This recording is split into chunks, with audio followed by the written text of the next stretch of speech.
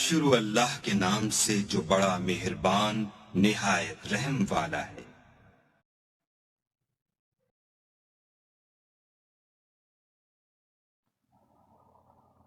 حامیم، اتاری ہوئی ہے بڑے مہربان بہت رحم والے کی طرف سے۔ ایسی کتاب ہے جس کی آیتوں کی واضح تفصیل کی گئی ہے، اس حال میں کہ قرآن عربی زبان میں ہے، اس قوم کے لیے جو جانتی ہے، خوشخبری سنانے والا اور ڈرانے والا ہے۔ پھر بھی ان کی اکثریت نے منہ پھیر لیا اور وہ سنتے ہی نہیں، اور انہوں نے کہا کہ تو جس کی طرف ہمیں بلا رہا ہے ہمارے دل تو اس سے پردے میں ہیں اور ہمارے کانوں میں گرانی ہے، اور ہم میں اور تجھ میں ایک حجاب ہے۔ اچھا تو اب اپنا کام کیے جا، ہم بھی یقیناً کام کرنے والے ہیں۔ آپ کہہ دیجئے کہ میں تو تم ہی جیسا انسان ہوں، مجھ پر وحی نازل کی جاتی ہے کہ تم سب کا معبود ایک اللہ ہی ہے، سو تم اس کی طرف متوجہ ہو جاؤ اور اس سے گناہوں کی معافی چاہو۔ اور ان مشرکوں کے لیے بڑی ہی خرابی ہے جو زکوٰۃ نہیں دیتے اور آخرت کے بھی منکر ہی رہتے ہیں۔ بے شک جو لوگ ایمان لائیں اور بھلے کام کریں ان کے لیے نہ ختم ہونے والا اجر ہے۔ آپ کہہ دیجئے کہ کیا تم اس اللہ کا انکار کرتے ہو اور تم اس کے شریک مقرر کرتے ہو جس نے 2 دن میں زمین پیدا کر دی۔ سارے جہانوں کا پروردگار وہی ہے، اور اس نے زمین میں اس کے اوپر سے پہاڑ گاڑ دیے اور اس میں برکت رکھ دی، اور اس میں رہنے والوں کی غذاؤں کی تجویز بھی اسی میں کر دی، صرف 4 دن میں ضرورت مندوں کے لیے یکساں طور پر۔ پھر آسمان کی طرف متوجہ ہوا اور وہ دھواں سا تھا، پس اسے اور زمین سے فرمایا کہ تم دونوں خوشی سے آؤ یا ناخوشی سے۔ دونوں نے عرض کیا ہم بخوشی حاضر ہیں۔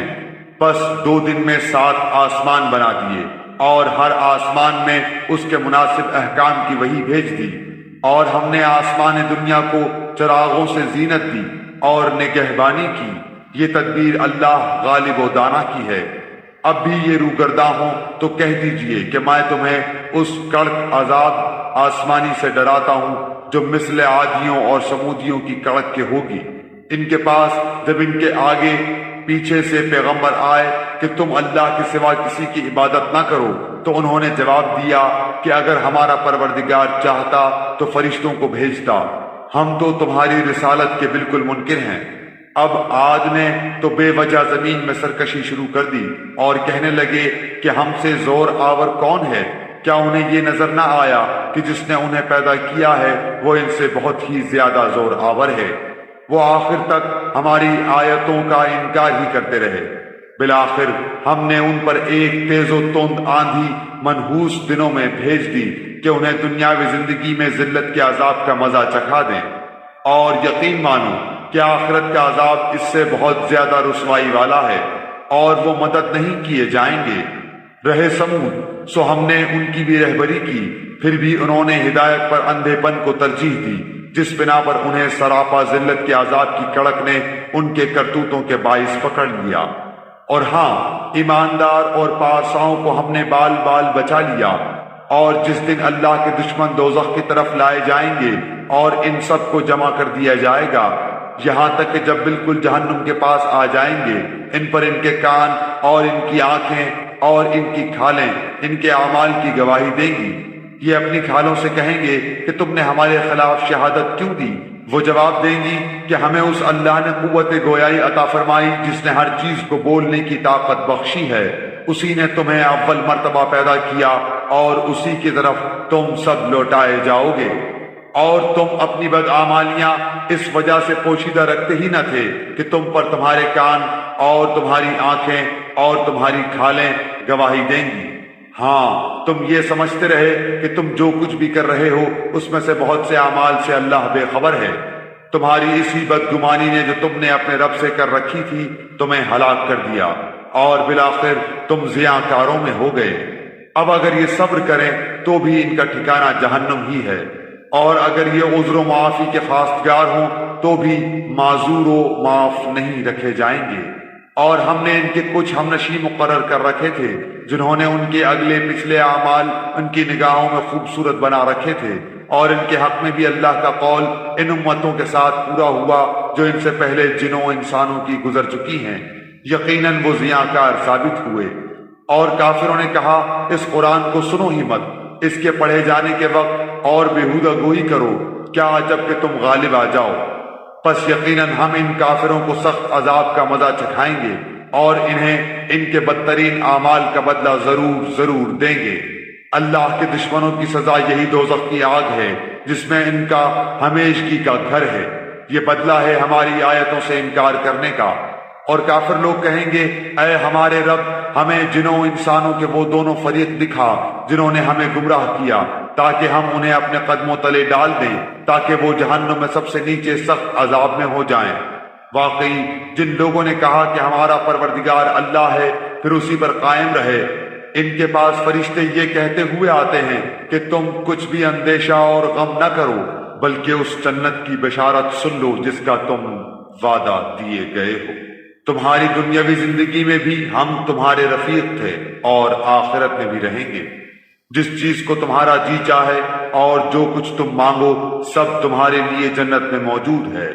غفور و رحیم معبود کی طرف سے یہ سب کچھ بطور مہمانی کے ہے، اور اس سے زیادہ اچھی بات والا کون ہے جو اللہ کی طرف بلائے اور نیک کام کرے اور کہے کہ میں یقیناً مسلمانوں میں سے ہوں۔ نیکی اور بدی برابر نہیں ہوتی، برائی کو بھلائی سے دفع کرو، پھر وہی جس کے اور تمہارے درمیان دشمنی ہے ایسا ہو جائے گا جیسے دلی دوست۔ اور یہ بات انہی کو نصیب ہوتی ہے جو صبر کریں، اور اسے سوائے بڑے نصیبے والوں کے کوئی نہیں پا سکتا۔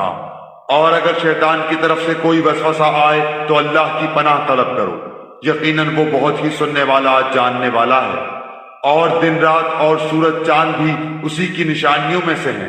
تم سورج کو سجدہ نہ کرو نہ چاند کو، بلکہ سجدہ اس اللہ کے لیے کرو جس نے ان سب کو پیدا کیا ہے، اگر تمہیں اسی کی عبادت کرنی ہے تو۔ پھر بھی اگر یہ کبر و غرور کریں تو وہ فرشتے جو آپ کے رب کے نزدیک ہیں وہ تو رات دن اس کی تسبیح بیان کر رہے ہیں اور کسی وقت بھی نہیں اکتاتے۔ اس اللہ کی نشانیوں میں سے یہ بھی ہے کہ تو زمین کو دبی دبائی دیکھتا ہے، پھر جب ہم اس پر میਂہ برساتے ہیں تو وہ تر و تازہ ہو کر ابھرنے لگتی ہے۔ جس نے اسے زندہ کیا وہ یقینی طور پر مردوں کو بھی زندہ کرنے والا ہے، بے شک وہ ہر چیز پر قادر ہے۔ بے شک جو لوگ ہماری آیتوں میں کجروی کرتے ہیں وہ کچھ ہم سے مخفی نہیں۔ بتلاؤ تو جو آگ میں ڈالا جائے وہ اچھا ہے یا وہ جو امن و امان کے ساتھ قیامت کے دن آئے؟ تم جو چاہو کرتے چلے جاؤ، وہ تمہارا سب کیا کرایا دیکھ رہا ہے۔ جن لوگوں نے اپنے پاس قرآن پہنچ جانے کے باوجود اس سے کفر کیا وہ بھی ہم سے پوشیدہ نہیں۔ یہ بڑی باوقت کتاب ہے جس کے پاس باطل پھٹک بھی نہیں سکتا، نہ اس کے آگے سے نہ اس کے پیچھے سے۔ یہ ہے نازل کردہ حکمتوں والے خوبیوں والے اللہ کی طرف سے۔ آپ سے وہی کہا جاتا ہے جو آپ سے پہلے کے رسولوں سے بھی کہا گیا ہے، یقیناً آپ کا رب معافی والا اور دردناک عذاب والا ہے۔ اور اگر ہم اس عجمی زبان کا قرآن بناتے تو کہتے کہ اس کی آیتیں صاف صاف بیان کیوں نہیں کی گئیں؟ یہ کیا کہ عجمی کتاب اور آپ عربی رسول؟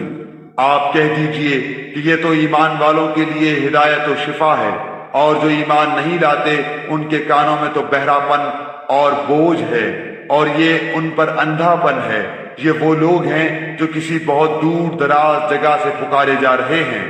یقیناً ہم نے موسیٰ علیہ السلام کو کتاب دی تھی، سو اس میں بھی اختلاف کیا گیا، اور اگر وہ بات نہ ہوتی جو آپ کے رب کی طرف سے پہلے ہی مقرر ہو چکی ہے تو ان کے درمیان کبھی کا فیصلہ ہو چکا ہوتا۔ یہ لوگ تو اس کے بارے میں سخت بے چین کرنے والے شک میں ہیں۔ جو شخص نیک کام کرے گا وہ اپنے نفع کے لیے، اور جو برا کام کرے گا اس کا وبال بھی اسی پر ہے، اور آپ کا رب بندوں پر ظلم کرنے والا نہیں۔ قیامت کا علم اللہ ہی کی طرف لوٹایا جاتا ہے، اور جو پھل اپنے شگوفوں میں سے نکلتے ہیں اور جو مادہ حمل سے ہوتی ہے اور جو بچے وہ جنتی ہے، سب کا علم اسے ہے۔ اور جس دن اللہ تعالیٰ ان مشرکوں کو بلا کر دریافت فرمائے گا میرے شریک کہاں ہیں، وہ جواب دیں گے کہ ہم نے تو تجھے کہہ سنایا کہ ہم میں سے تو کوئی اس کا گواہ نہیں، اور یہ جن کی پرستش اس سے پہلے کرتے تھے وہ ان کی نگاہ سے گم ہو گئے، اور انہوں نے سمجھ لیا کہ اب ان کے لیے کوئی بچاؤ نہیں۔